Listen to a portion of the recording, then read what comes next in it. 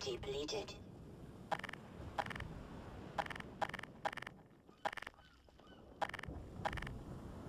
One of the features of our HDR solution is dynamic tone mapping. The easiest way to think about dynamic tone mapping is that it's a method of simulating the way the human eye reacts to light. In the real world, you've probably walked into a dark room and noticed your eye adjusting to the darkness, letting you see better after some time. Or you've walked out into a bright day and been blinded by the sun, only to have your eye adjust and allow you to see normally. Your iris is adjusting itself in response to the amount of light hitting your eye. Dynamic tone mapping simulates this by automatically adjusting the exposure of the scene to mimic the behavior of your iris. You can see this as the view moves from the dark tunnel to the bright sun and back again. Here, you can see the way we calculate the amount of light hitting the player's eyes. We take a snapshot of the scene, measure the brightness levels, and then use that to adjust exposure. We consider light at the center of the screen more important than at the edges to better simulate the geometry of the eye.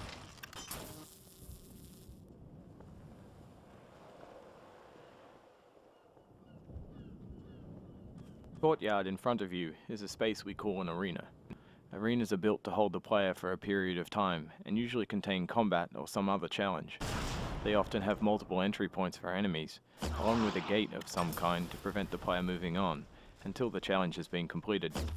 In this case, the arena is free of enemies until the player solves a puzzle and triggers an alarm.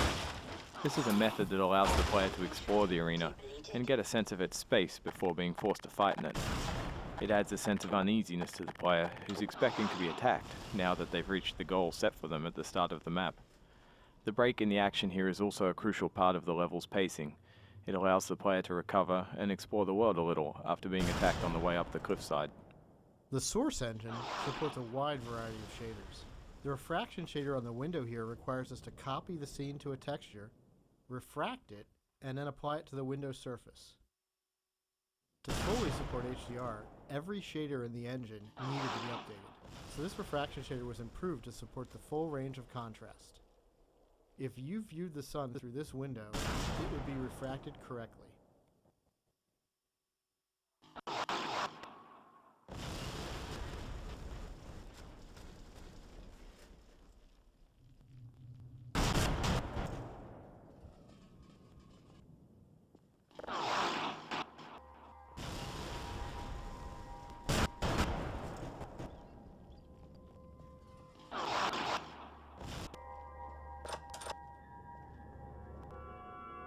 We wanted to transition from a bright, wide-open space into a tighter, closed one to showcase HDR's dynamic tone mapping.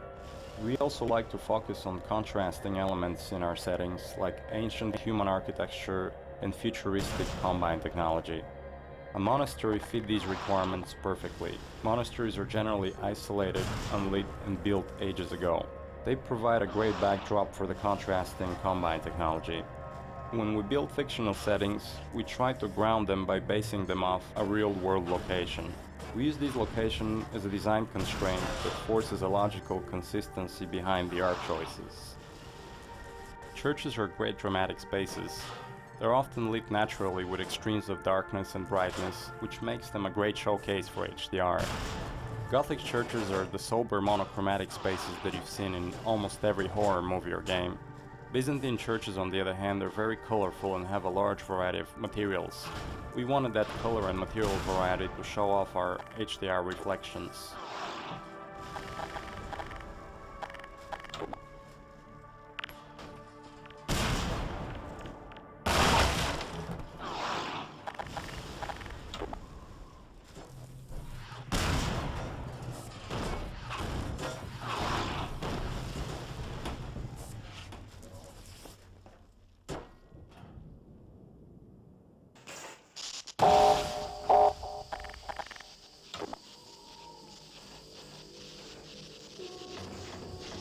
Games are filled with things we call gates, which are essentially just challenges that the player must overcome to drive the experience forward.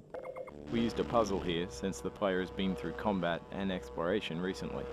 When we design challenges, we try to ensure that the player's goal and the action required by the player are both fun. It's not hard to create interesting goals for the player, like stopping this machine from shelling the nearby village, But the action required by the player to solve the challenge needs to be fun as well. So instead of something menial, such as hitting an off switch, the player gets to use physics to jam the gun's mechanism and cause it to break.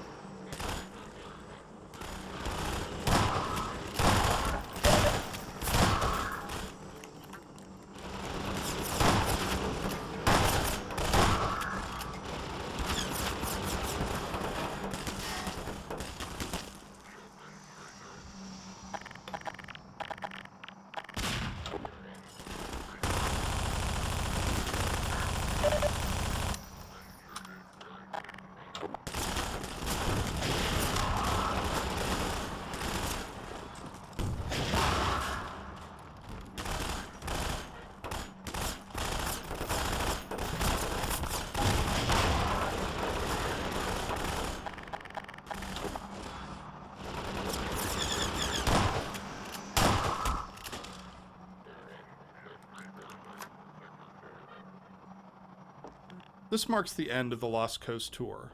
This has been an experiment on our part to see if our community would find it interesting to learn more about our development process. As always, we're interested in your feedback. I can be reached at gaben, Gaben, at valvesoftware.com. If people like this, we'll keep producing this kind of content for all of our games going forward. Thanks for listening.